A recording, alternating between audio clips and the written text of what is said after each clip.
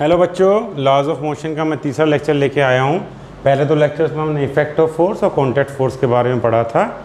आज हम non contact force जो सेकंड फोर्स हमें दी हुई है उसके बारे में पढ़ेंगे। Non contact forces. Non contact forces कौन सी फोर्सेस होती हैं? जो कि एग्जर्ट की जाती हैं या जो कि महसूस की जाती हैं without being in physical contact. जैसे कि आपने एवेंजर्स मूवी में देखा होगा, एक आदमी दूसरे आदमी को उड़ा देता है, एक सुपर हीरो दूसरे सुपर हीरो को उड़ा देता है विदाउट बीइंग इन कॉन्टैक्ट। तो क्या होता है, उसके आसपास वो एक फील्ड बनाता है। सो नॉन कॉन्टैक्ट फोर्सेस के अंदर फील्ड बनेंगी। What is field? Field is the influence area of that particular force. तो यहाँ पे हम तीन फोर्सेस के बारे में पढ़ेंगे। तो मैं तीन कॉलम बना लेता हूँ आपके लिए। पहली फोर्स जो है वो ग्रेविटेशनल फोर्स है। पहली फोर्स ग्रेविटेशनल फोर्स है।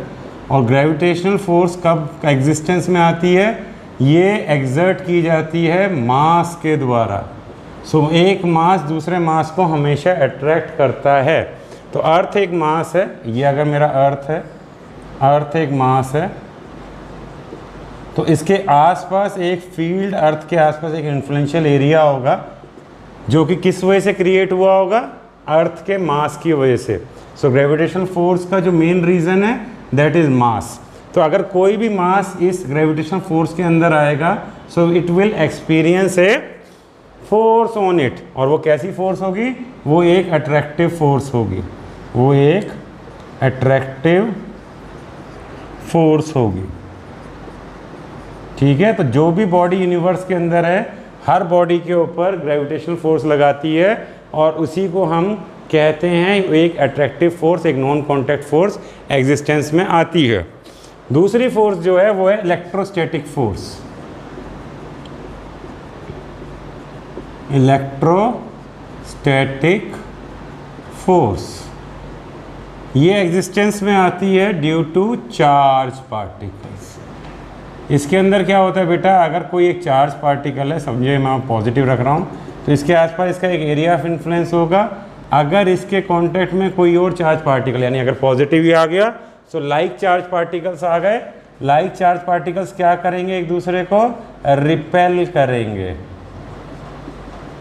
और अगर इसके कांटेक्ट में कोई अनलाइक आ गया, यानी कि नेगेटिव आ गया, तो ये क्या करेगा? ये एक दूसरे को अट्रैक्ट करेंगे। ये क्या करेगा? रिपेल करेगा।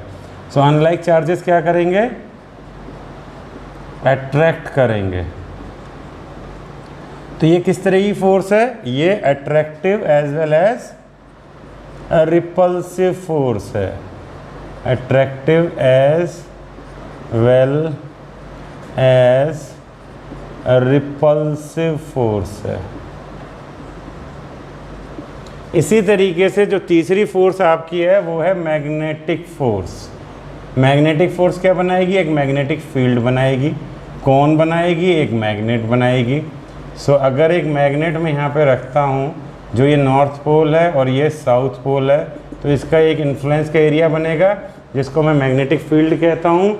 अगर कोई और मैग्नेट इसके कांटेक्ट में आएगी, अगर नॉर्थ के सामने नॉर्थ आया तो रिपल्स करेगी। सो लाइक पोल्स आ गए अगर आमने सामने, लाइक पोल्स, तो वो रिपल्स करेंगे, रिपल्सिव। और अगर सामने अनलाइक पोल्स आ गए, अनलाइक पोल्स आ गए, तो वो क्या करेंगे? वो अट्रैक्ट करेंगे, अनलाइक पोल्स।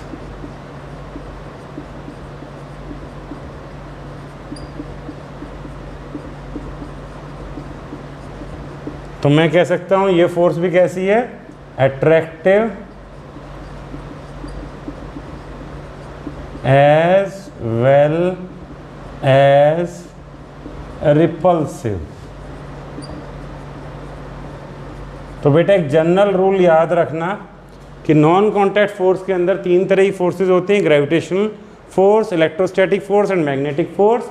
इसके अंदर जो ग्रेविटेशनल फोर्स है ये सिर्फ और सिर्फ अट्रैक्टिव फोर्स है। इलेक्ट्रोस्टैटिक फोर्स और मैग्नेटिक फोर्स है, ये attractive as well as repulsive force है। ये क्वेश्चन बहुत पूछा जाता है और ये जनरल उसमें आपका पहला पॉइंट है। सेकंड पॉइंट क्या होगा बेटा? जो भी नॉन कॉन्टैक्ट फोर्सेस होंगी, नॉन कॉन्टैक्ट फोर्सेज होंगी। और ये आगे जब हम ग्रेविटेशन पढ़ रहे होंगे तो इसको और अच्छी तरीके से पढ़ेंगे, केपलर लॉ पढ़ेंगे तो और अच्छी तरीके से पढ़ेंगे।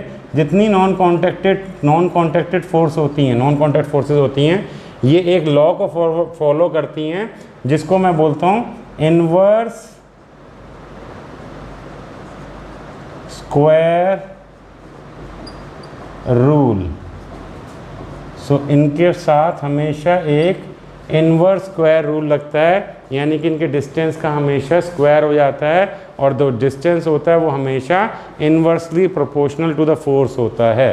तो ये चीज़ हम आगे पढ़ेंगे, पर अभी फ़िलहाल जनरल के हिसाब से हमने समझ लिया कि जो नॉन कॉन्टैक्ट फोर्स होती हैं उनकी दो कैरेक्टरिस्टिक होती हैं।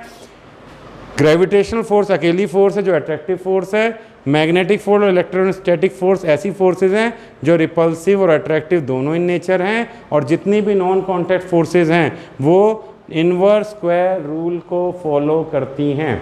तो बच्चों यहाँ पे हमारा 3A सेलिना का पार्ट पूरा होता है। Thank you very much.